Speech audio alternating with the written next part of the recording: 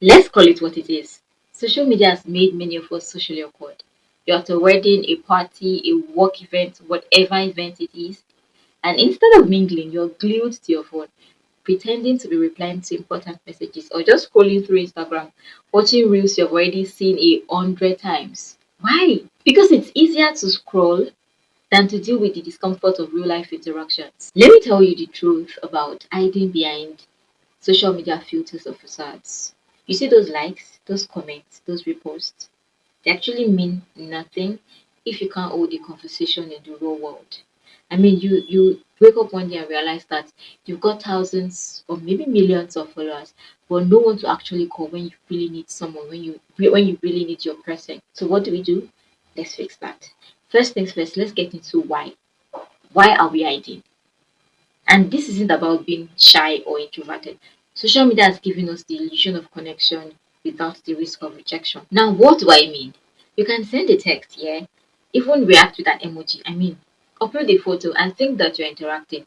But the truth, my dear, you're not. You're not. It's like eating junk food when you're hungry. It's quick, it's easy, it fills you up for a moment, but in the long run, it leaves you empty. Social skills are the real deal because they require effort, they require vulnerability, and the willingness to mess up. And that's exactly what you avoid when you reach for your phone. And speaking of phones, your phone isn't just a distraction, it's your shield. You use it to avoid awkwardness, but in reality, it's keeping you stuck. Now, let's talk about what this avoidance is costing you. Imagine this, you're at a networking event and you have the opportunity to make connections that can literally change your life, that will literally change your life.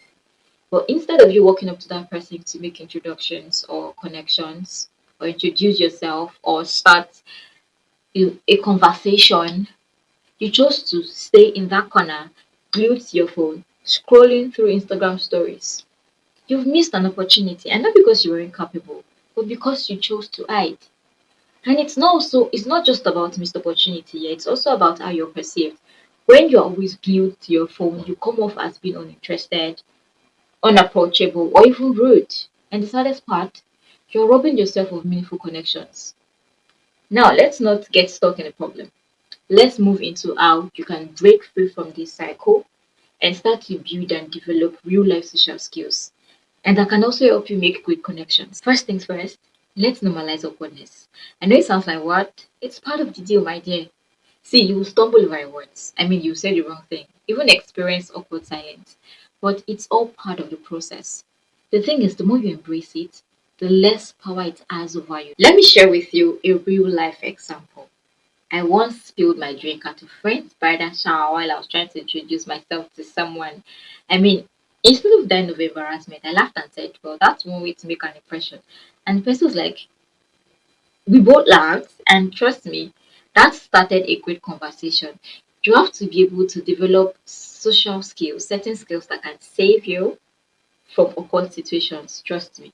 Awkwardness doesn't kill, it connects you when you own it. Next time you find yourself in a social setting, in a social gathering, resist the urge to grab your phone every time you feel uncomfortable.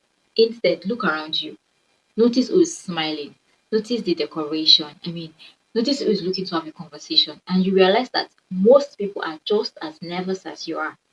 A simple I, a simple LL can go a long way.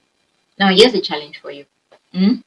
Leave your phone in your bag when next you're in a social gathering. I know it might sound weird at first, it might be a struggle, but that's how you grow. You don't need to jump straight into hosting events or making speeches. Just start small. Start making small interactions like greeting your neighbor, complimenting the cashier, or even striking up a conversation with your colleague during lunch. Now, these small steps build your confidence. For example, I once started a conversation with an Uber driver by simply asking, how's your day going? A genuine question, honestly. And that simple question, that small, simple question led to a conversation about his dreams of starting his business. And that reminded me that connections don't need to be complicated. It just needs to be intentional. Social skills aren't just about talking, they're about listening. And no, I don't mean waiting for your turn to speak, waiting for the next turn for you to speak. I mean actually listening, actively listening, intentionally listening. I mean, you could ask follow up questions like, how did that make you feel? Or, oh, what happened next? For example, if someone comes to you or tells you that I just got a new job, Instead of saying, oh, congrats, don't just say congrats and move on. Ask questions like, how did that make you feel? Or what's the exciting part about it? Or what are you looking forward to, about your new job? Questions like this, that one question shows that you are genuinely interested. And trust me, people appreciate that. If you always stay in your comfort zone, you will never grow. You won't. I mean, join a club or something you're interested in, attend a workshop, or volunteer for something that's outside your circle. I once attended a volunteering event where I didn't know anybody. By the end of the event, I had exchanged numbers with few people that we still keep in touch. Now, the key is to focus on shared interest. It will give you something to talk about and reduce the pressure to force conversation. Now, let's put it all together. Building social skills isn't a one time thing, it's a practice. It requires practice. It's about showing up, being present, and willing to try, fail, try again, and keep going. Now, the next time you are in a social setting, try these steps, take these steps, keep your phone out of sight. It might feel like a struggle at first, but it won't kill you. Start one small conversation, even if it's a compliment or ask a simple question. And also embrace the awkwardness. It's part of the magic. You're human, you're not a robot. So awkwardness is allowed. And don't forget, it's not about being perfect, it's about being authentic. People are drawn to realness, not perfection. The truth is, social media isn't the villain, it's how we use it that makes the difference. Instead of hiding behind filters or facades, let's use it as a tool to enhance real life connections, not replace them. If you keep hiding behind these things, if you keep hiding behind filters, if you keep hiding behind social media facades, you'll never experience the richness of real unfiltered connections. I mean, life is happening outside your screen. Life is happening now outside your screen. Don't let it pass you by, because at the end of the day, the most meaningful conversations here, the most meaningful conversations happens when we show up as our real, raw, unfiltered selves. And remember, life doesn't need the perfect version of you. It needs the real you. So that's all there is to it. Take good care of yourself, and I'll see you in my next one. Bye.